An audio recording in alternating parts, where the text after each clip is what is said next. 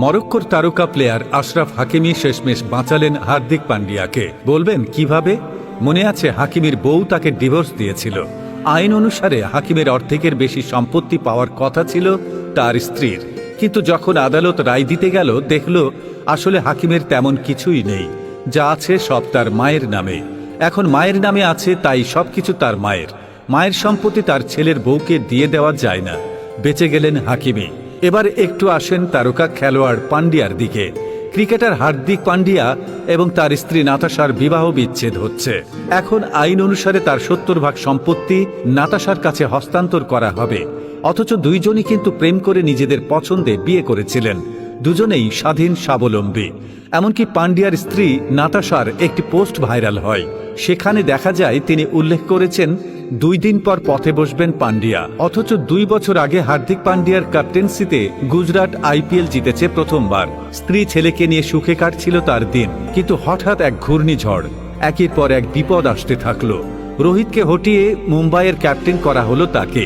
এতে মুম্বাই ফ্যানরা খুশি ছিল না। রোহিতের জনপ্রিয়তার কাছে ভাত পায়নি পান্ডিয়ার নেতৃত্ব। তার উপর আবার ব্যাট হাতে রান পাচ্ছিল না। বল হাতে সবচেয়ে খরচে বলার। কথাই আছে, বিপদ যখন আসে তখন সব দিক থেকেই আসে।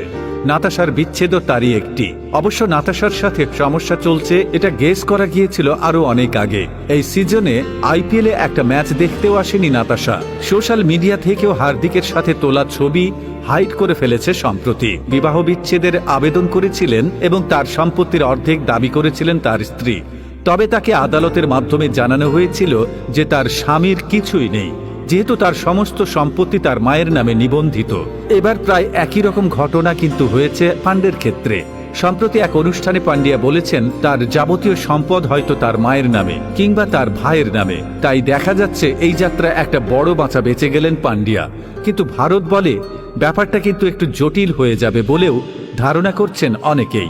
এখানে আপনার আনুমানিক বেতনের উপর ভিত্তি করে মোট সম্পদ গণনা করা হয়।